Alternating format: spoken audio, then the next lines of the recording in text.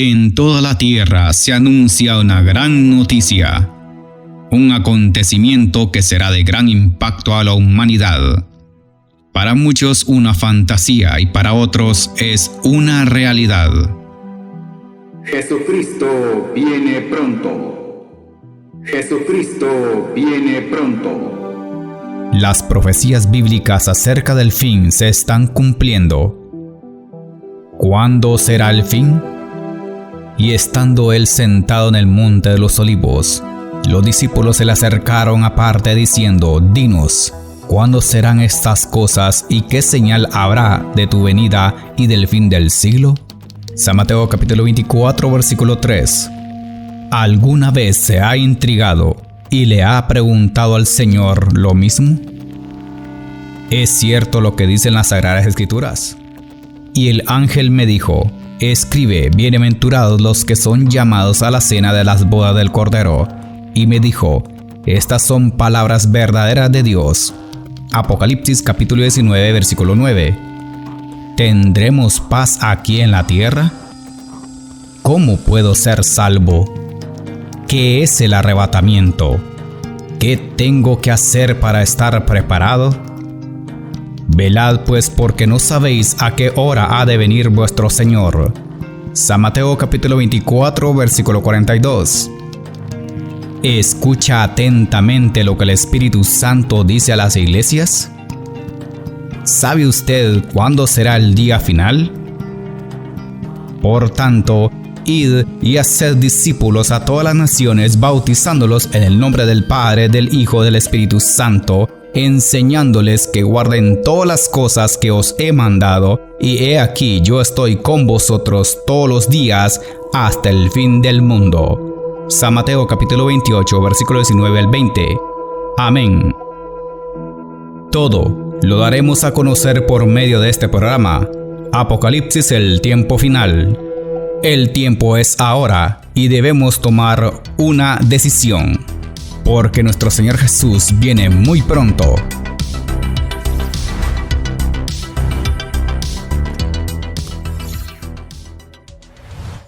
Padre mío, gracias por permitirnos transmitir el programa Apocalipsis, el tiempo final. Presentamos este mensaje en tu presencia y conforme a tu palabra, para que podamos alcanzar a todos aquellos corazones sedientos de tu verdad. En el nombre de tu Hijo amado Jesús, revela tu palabra. Y en el nombre del Espíritu Santo, convence a muchos para que se preparen para el evento más esperado de todos los tiempos, la venida de nuestro Señor Jesucristo. Padre, gracias por darnos este privilegio tan grande de anunciar la venida de nuestro Señor. Ayúdanos a estar preparados para cuando llegue el momento seamos arrebatados en las nubes del cielo. Dejamos este mensaje en tus manos. Amén.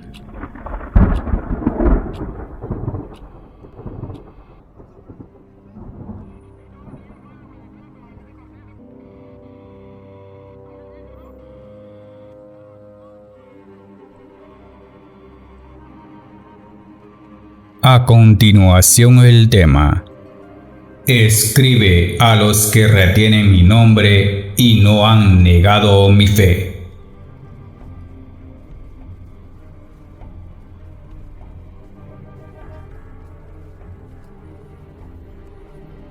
Pero retienes mi nombre y no has negado mi fe, según Apocalipsis capítulo 2 versículo 13. En vista de lo que hemos dicho antes en mensajes anteriores, el Señor pronuncia un doble reconocimiento a la congregación de Pérgamo. Número 1, sostienes con firmeza mi nombre y de lo que esto implica. Número 2, no has negado mi fe. Es decir, no te has retractado de confesar que crees en mí.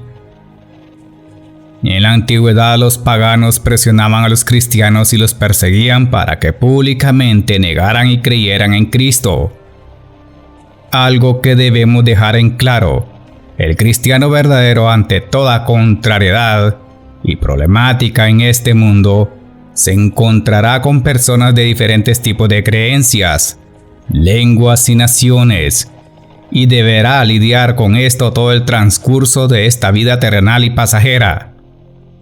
siempre tomando en cuenta que somos peregrinos en este lugar, según 1 Pedro capítulo 2 versículo 11 al 12.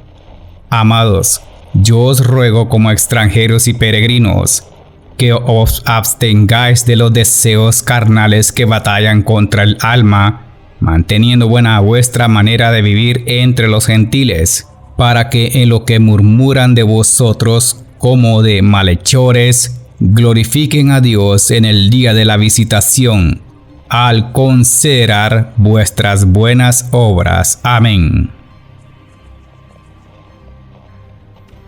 Sin embargo, en el mundo en que vivimos, en algunos países ser cristiano es una cuestión de vida o muerte. Esto es para darle una pequeña introducción a lo que hemos dado en otros mensajes. Por ejemplo, si damos algunos datos importantes acerca de la cristiandad amenazada en algunos países, encabezando Corea del Norte, el país más opresor contra los cristianos. Cerca de 300.000 cristianos sufren persecución bajo la dictadura comunista de Kim Jong-un. Los cristianos intentan ocultar su fe para evitar arrestos y ser enviados a campos de trabajo. La mayoría de los padres incluso evitan introducir a sus hijos a la fe cristiana, por miedo a que se les escape algo si les preguntan por actividades cristianas. En otras palabras, ser cristiano es un delito. El cristianismo sigue considerándose como algo occidental y hostil. La razón de la opresión: su fe en Jesucristo. Si nos profundizamos en la fe en Cristo Jesús, ¿podría imaginarse usted en un país a donde se haga concentraciones en contra de los cristianos e incluso en su mismo país si se hiciera un edicto o una ley en contra de los cristianos? Por ejemplo, que no se adore ni se haga oración a ningún dios. Así como en el tiempo de Daniel, cuando el rey Nabucodonosor construye una estatua de oro muy grande en el campo de Dura, en la provincia de Babilonia, y que todos tenían que arrodillarse ante aquella estatua. Si no lo hacían, serían lanzados al horno de fuego. Según Daniel capítulo 3 versículo 6 dice: y cualquiera que no se postre y adore, inmediatamente será echado dentro de un horno de fuego ardiendo. La Biblia relata la historia de 3 jóvenes judíos que formaban parte del exilio hebreo en Babilonia. Sadrach, Mesach y Abednego se niegan a adorar la estatua, y el rey manda echarlos en un horno. Estos jóvenes judíos temerosos de Dios se negaron a la orden del rey Nabucodonosor y se mantuvieron firmes en su fe en Jehová el Todopoderoso. Según Daniel capítulo 3 versículo 15 al 17. Ahora pues estáis dispuestos para que al oír el son de la bocina, de la flauta, del tamboril, del arpa, del salterio, de la zampoña y de todo instrumento de música, os postréis y adoraréis la estatua que he hecho. Porque si no la adoraréis, en la misma hora seréis echados en medio de un horno de fuego ardiendo. ¿Y qué Dios será aquel que os libre de mis manos? Sadrach, Mesach y Abednego respondieron al rey Nabucodonosor diciendo: no es necesario que te respondamos sobre este asunto. He aquí nuestro Dios a quien servimos puede librarnos del horno de fuego ardiendo, y de tu mano, oh Rey, nos librará. Amén. Revisamos el texto. Esto es y será la prueba más dura para los que profesamos ser cristianos, es por su fe en Cristo. Creer en el Señor aun si su vida misma sea amenazada a muerte. Sé que no es fácil vivir o morir por Cristo. No es una palabra común, no es una frase, no es por decirlo nada más. Esto es por convicción de mi parte, pues ya el Señor conoce mi corazón.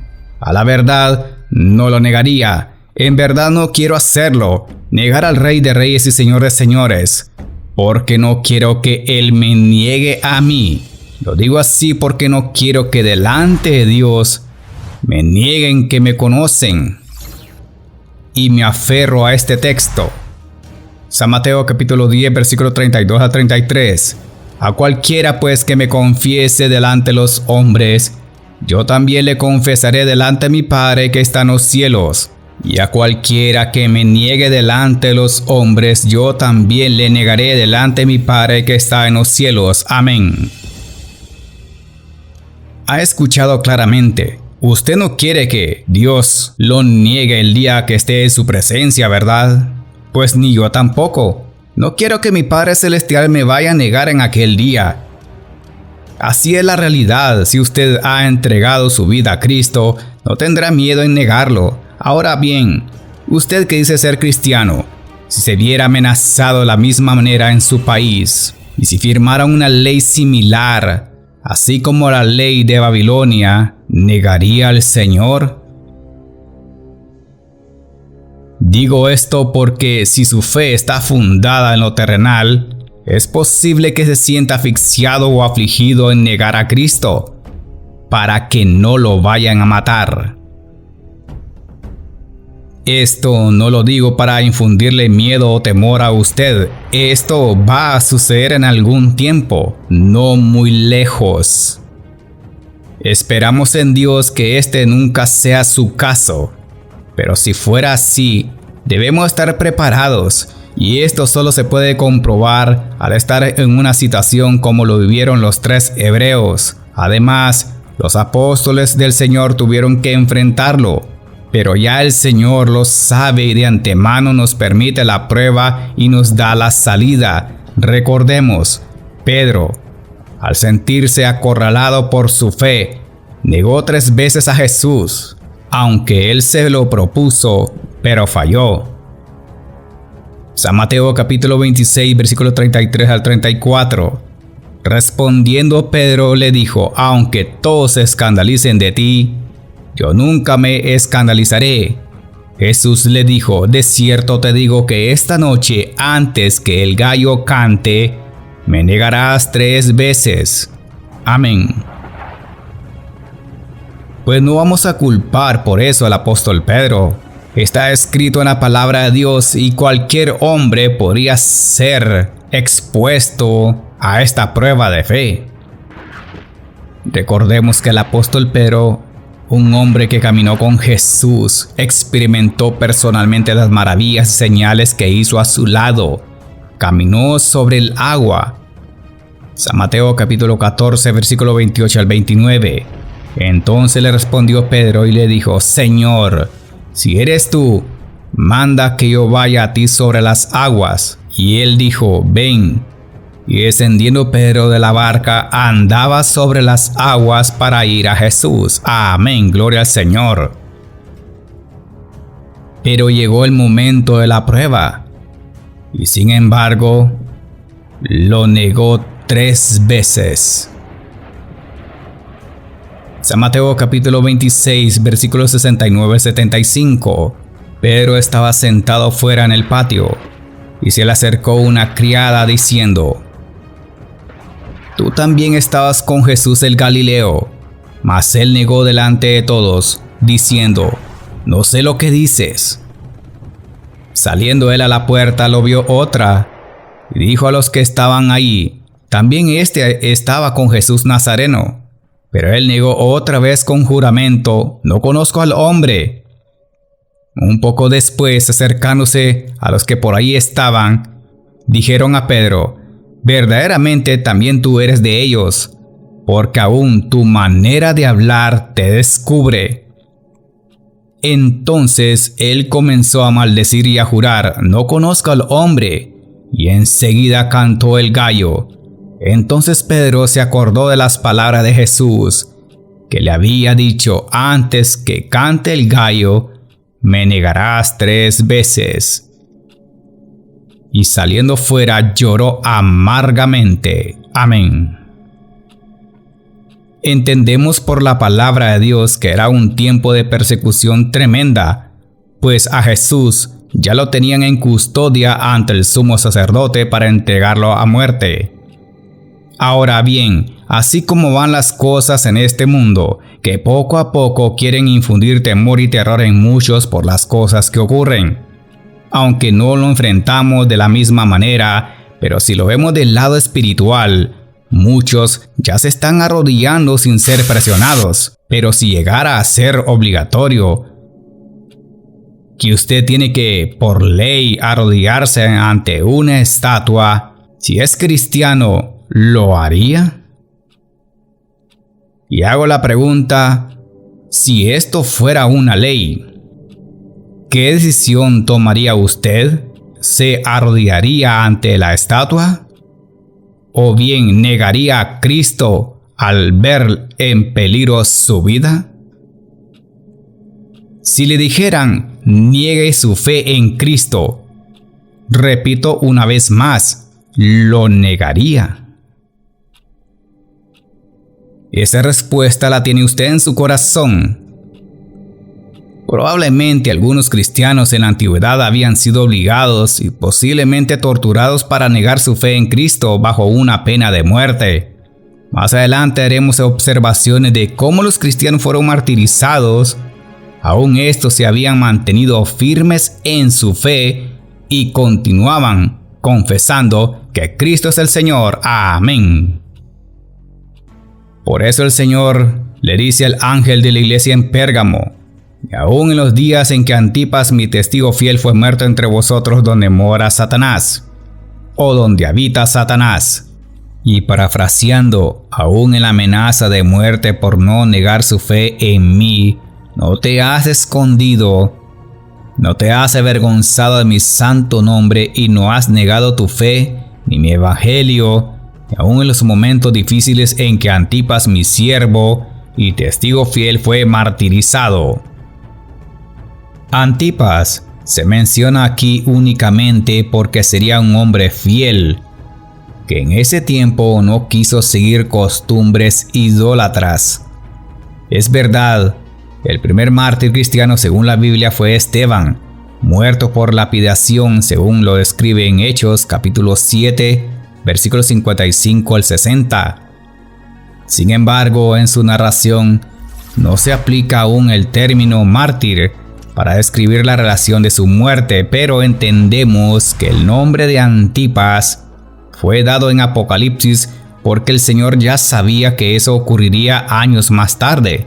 Antipas, según los historiadores, murió a la edad de 92 años.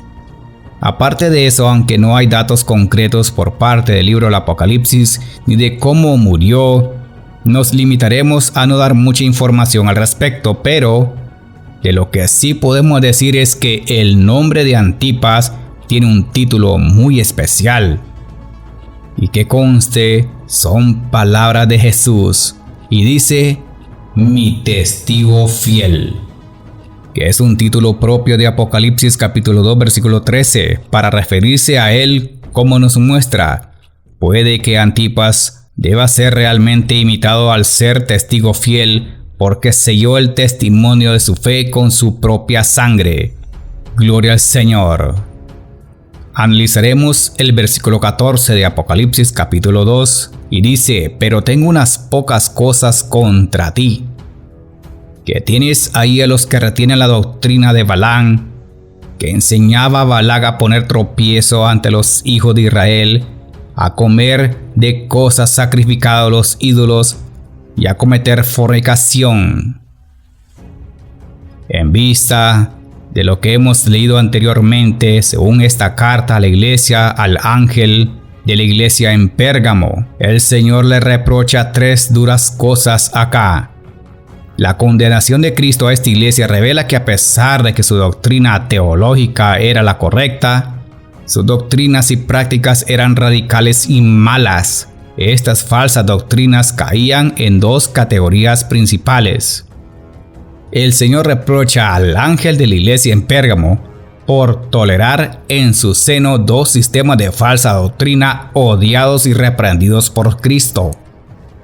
Número 1, los que retienen la doctrina de Balaam. Número 2, la doctrina de los Nicolaitas. Ahora, si le sacamos el extracto a todo esto, ¿qué dice la Biblia? ¿Quién fue Balaam? Según las escrituras, este fue un vidente famoso, hijo de Beor, en Petor, Mesopotamia. Y lo encontramos en Judas capítulo 1, versículo 11. Y lo dice de la siguiente manera: ay de ellos, porque han seguido el camino de Caín, se lanzaron por el lucro de error de Balaam, y perecieron en la contradicción de Coré.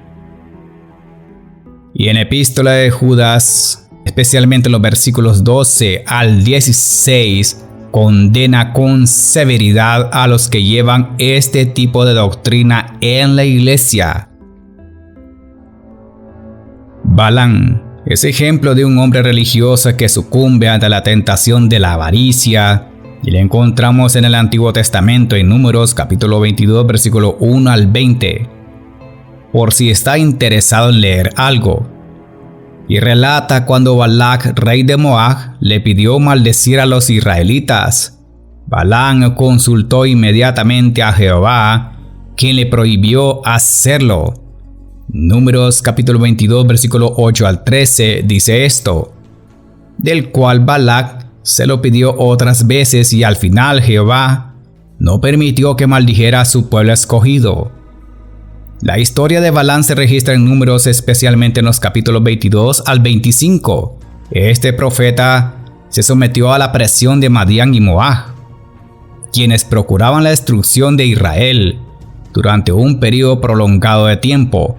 Balaam enseñaba a Balac a poner tropiezo ante los hijos de Israel, y las trampas consistían en hacer creer a los israelitas que su andar era correcto siempre y cuando la doctrina fuera sana. Balaam enseñaba que no era incorrecto comer cosas sacrificadas a los ídolos ni cometer fornicación. Y esto, como ocurre frecuentemente en la Biblia, para referirse a la infidelidad respecto al verdadero Dios. Y no solo trata por el pecado de un acto prohibido sexual, sino que así como en la actualidad las costumbres han cambiado. El sacrificio a los ídolos es aún peor porque existen un sinfín de ídolos modernos, pero en cuanto se refiere a la fornicación son innumerables. Solo mencionaremos algunas cosas que se practican aún dentro de los templos cristianos. Creo que la mezcla de la religión, el paganismo y el cristianismo han hecho que la iglesia vaya declinando de manera vertiginosa. Por ejemplo, número 1. Se han infiltrado las pasiones de este mundo. Las fiestas paganas, además, donde se come, se baila y se bebe sin medir las consecuencias graves al seguir las corrientes inmorales de este mundo. Número 2. La fornicación. En sentido espiritual es dar su amor a otras cosas y no a Dios, pero también aluden a las pasiones desordenadas y la inmoralidad sexual. Y número 3. Comer cosas sacrificadas a los ídolos. Creo que a esto no se le debe dar mucha explicación, pues todo lo que viene por estas inmoralidades es lo que ha venido perjudicando la cristiandad de muchos. Y cabe mencionar lo que en la actualidad ocurre. No digo que lo moderno será malo, sino de la manera como el diablo trabaja. ¿Y de qué manera trabaja? Para hacer caer en fornicación, hablando físicamente y moralmente en relación con Dios. Y además el adulterio que abunda masivamente por las redes sociales. ¿Será que hemos llegado al tiempo que estamos negando el nombre de Jesús y aún negando la fe en Cristo? En este tiempo moderno donde la televisión, las computadoras, los celulares, el internet son un medio masivo que le ha dado vuelta al mundo por la inmoralidad sexual que se propaga sin control. Y esto lleva a las personas a cometer fornicación aun si este no lo hiciera de manera literal. Hablamos de la pornografía promovidos por videos extremos, y esto ha causado daños a la iglesia en general e involucra a hombres, mujeres y niños. No es que sea extremista, la palabra de Dios nos da el ejemplo claro según San Mateo capítulo 5 versículo 28. Pero yo os digo que cualquiera que mira a una mujer para codiciarla, ya adulteró con ella en su corazón. Amén. Y esto no solo es al hombre, sino también incluye a la mujer que ve a un hombre para codiciarlo, o en otras palabras, para desearlo. El adulterio y la fornicación fue lo que provocó la ira de Dios sobre el pueblo de Israel. Y aparte de eso, como dice la Escritura, comieron cosas sacrificadas a los ídolos. Y este fue el problema que viene dañando a la iglesia desde la antigüedad. Números capítulo 25, versículo 1 al 4. Israel estaba en Sitín cuando el pueblo empezó a prostituirse con las hijas de Moab, las cuales invitaban al pueblo a los sacrificios de sus dioses. El pueblo comió y se inclinó a sus dioses. Así acudió el pueblo de Baal-peor, y el furor de Jehová se encendió contra Israel. Jehová dijo a Moisés: toma a todos los príncipes del pueblo y ahórcalos ante Jehová a plena luz del día, para que el ardor de la ira de Jehová se aparte de Israel. ¿Y quién fue que provocó este pecado? En el pueblo de Israel. Y lo encontramos en Números capítulo 31, versículo 16. Ellas, por consejo de Balaam, fueron causa de que los hijos de Israel pecaran contra Jehová en lo tocante a Baal-peor, y por eso hubo mortandad en la congregación de Jehová. Nuestro Señor sabía esto, y lo saca a relucir en Apocalipsis capítulo 2, versículo 14.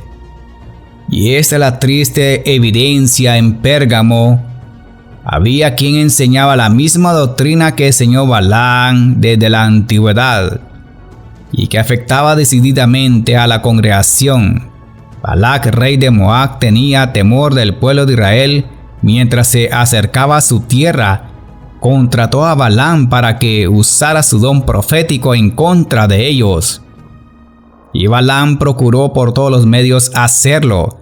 Sin embargo, se encontró con un grave problema. Jehová Dios estaba con el pueblo de Israel. Cada vez que abría su boca para maldecirlos, le salía una palabra de bendición. Al fin, desesperado, le sugirió a Balac la idea de incitar a los israelitas a que hicieran una alianza con los moabitas que les permitiera casarse entre ellos, y así encontramos el cumplimiento de lo que relata en Apocalipsis capítulo 2, versículo 14. Pero tengo unas pocas cosas contra ti, que tienes ahí los que retienen la doctrina de Balaam, que enseñaba a Balac a poner tropiezo ante los hijos de Israel, a comer de cosas sacrificadas a los ídolos y a cometer fornicación. Amén. Esto fue lo que provocó el castigo de Dios para Balaam y su doctrina libertina, el que enseñó a Balac a poner tropiezo a los israelitas, incitándolos a comer alimentos sacrificados a los ídolos y a cometer inmoralidades sexuales, y esto se denota en Números capítulo 31, versículo 14 al 16. Y se enojó Moisés contra los capitanes del ejército, contra los jefes de millares y de centenas que volvían de la guerra, y le dijo Moisés: ¿por qué habéis dejado con vida a todas las mujeres? He aquí, por consejo de Balaam, ellos fueron causa de los hijos de los israelitas prevaricasen contra Jehová en lo tocante a Baal-peor, por lo que hubo mortandad en la congregación de Jehová. Amén. Y para seguir describiendo esta tercera carta del libro del Apocalipsis, hay algo más que Dios aborrece. En Apocalipsis capítulo 2, versículo 15 dice: y también tienes a los que retienen la doctrina de los Nicolaitas, la que yo aborrezco. Amén. Y parafraseando, también tienes bajo mi casa, mi iglesia, bajo mis atrios, a los que practican las enseñanzas de los Nicolaitas, de mis enemigos, porque no guardan mi palabra, de los cuales aborrezco sus obras. Y este es el segundo reproche del Señor, que aborrece la presencia de los Nicolaitas en la congregación de Pérgamo. como se mencionó en otro lugar a los de la iglesia de Éfeso. Pero ¿qué nos dice la Biblia al respecto? No se dan muchos detalles acerca de qué obras hacían los nicolaitas, pero se entiende por la misma palabra de Dios que era un grupo de origen desconocido que se caracterizaban por sus prácticas libertinas. No sería incorrecto pensar que la doctrina de Balaam y de los nicolaitas eran prácticas separadas. Estas doctrinas se complementaban la una con la otra. Si lo vemos en otra perspectiva, este nombre tiene que ver con las costumbres del posmodernismo pagano en la actualidad. La adoración de los santos con una mezcla de idolatría moderna y fornicación. Y esto van de la mano. Así que, hermanos en Cristo, la entrada de la mundanalidad a la asamblea de Pérgamo amenazaba a la congregación con tener que enfrentar el juicio de Dios de la manera que lo enfrentó Israel en el desierto. Y no descartamos que lo que la iglesia actual puede enfrentar hoy delante de Jehová Dios, adeptos con doctrinas perniciosas que se introdujeron en las iglesias de Éfeso y de Pérgamo, tal como en la actualidad. Y esto no ha cambiado, se sigue practicando la doctrina de Balaam, aunque de diferente manera. Esto se enseña a los hermanos cristianos que el principio de todo es la libertad, que uno puede consumir carnes ofrecidas a los ídolos y que puedes permitir beber bebidas embriagantes y cometer actos inmorales como los paganos, y que además de eso no es pecado. Aparte de eso, se les permite adquirir jugosas ganancias deshonestas de parte de algunos dirigentes religiosos, situación alarmante en el tiempo actual. El robo y el engaño está a la orden del día. ¿Por qué? Porque el tesoro del Señor se usa para malgastar en deleites de la carne, malversando los fondos para otros objetivos que no van conforme a lo que Dios quiere, sino que son utilizados para intereses personales. Y esto está pasando, hermanos, ya en este tiempo actual. Entérese.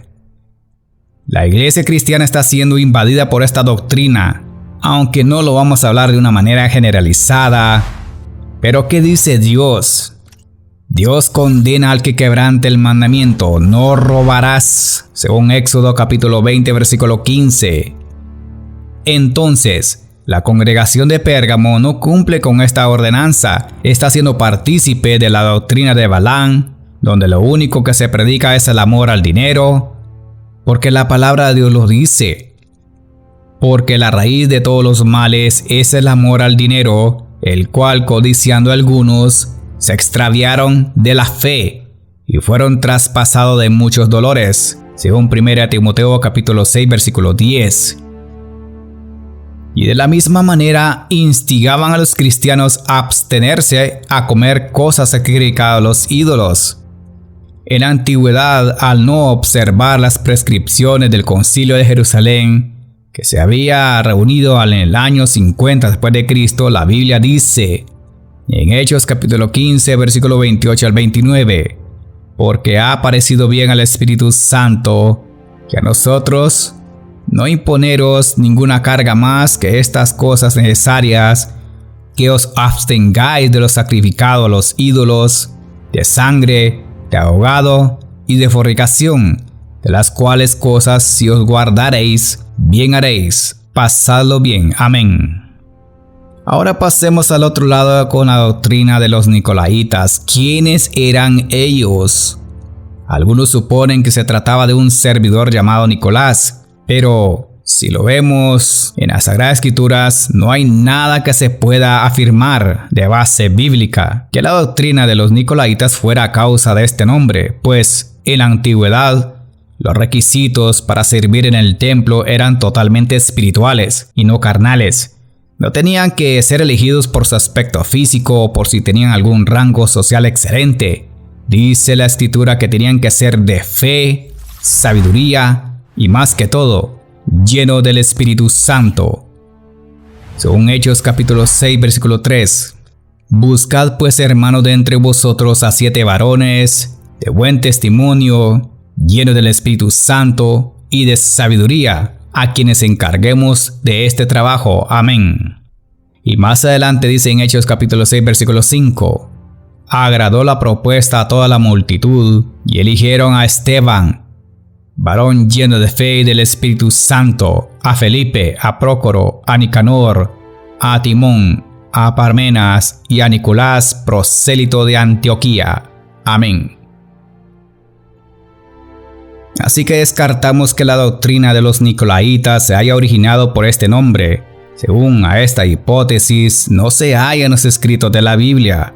Pero lo más importante a entender es que, aparte de lo que dicen las Sagradas Escrituras, se entiende que los Nicolaitas eran contrarios a la fe en Jesús. Según los historiadores, se cree que había una secta parecida y que posiblemente se originaban entre los gnósticos del siglo III, que enseñaban asimismo la libertad de la carne. Es posible que ellos fueran herederos de la corrompida doctrina de los primeros Nicolaitas. Tal descendencia tiene un trasfondo corrompido y pagano. Tanto como en la antigüedad, las doctrinas se han disfrazado con el paso del tiempo de una manera que pocos notan. Porque en algunas congregaciones parecidas a las de Pérgamo, en lo oculto y en lo escondido, se practican este tipo de doctrina, aunque no de manera abierta, y se hacen manifiesto por sus obras y sus hechos. El tiempo actual que vivimos es preciado. Mientras podamos testificar a Jesucristo, lo hacemos de corazón para la gloria de Dios. Esto ha sido todo por este día en el programa Apocalipsis, el tiempo final. Espero usted se haya gozado del mensaje. Hoy ha conocido que este es el mensaje que Dios quiere que escuche. Está en el tiempo aceptable. No espere que sea demasiado tarde, porque cuando llegue el momento y la hora, no habrá oportunidad de arrepentimiento. Lamentablemente ya no la habrá.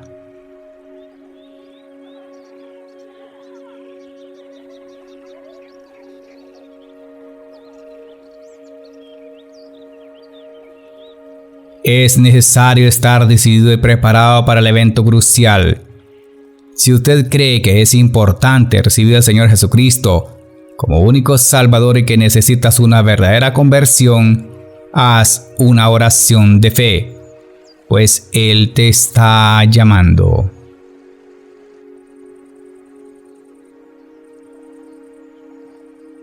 Señor Jesús, he recibido tu mensaje. Si en algún momento te he fallado, perdóname por todos los pecados que he cometido. Creo que moriste en la cruz por mí y que resucitaste el tercer día, y que ahora estás a la diestra del Padre Celestial. Te recibo en mi corazón como mi único Señor y Salvador. Inscríbeme en el libro de la vida. Ayúdame a estar preparado cuando sea el día del arrebatamiento de la iglesia, y que tu palabra me haga sentir libre por siempre. Amén.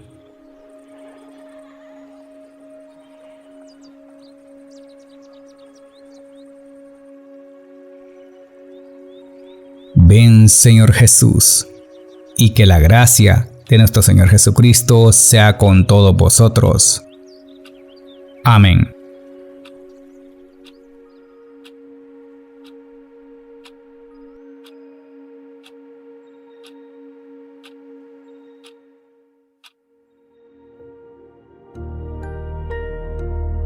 El hermano Ronald Ramírez presentó su programa Apocalipsis, el tiempo final. He aquí que viene con las nubes, y todo ojo le verá, y los que le traspasaron, y todos los linajes de la tierra harán lamentación por él. Sí, amén. Yo soy el Alfa y la Omega, principio y fin, dice el Señor, el que es, y que era, y que ha de venir, el Todopoderoso. Apocalipsis 1, 7 al 8. Los esperamos en la próxima audición, si Dios nos permite. ¿Estás preparado? Jesucristo viene pronto.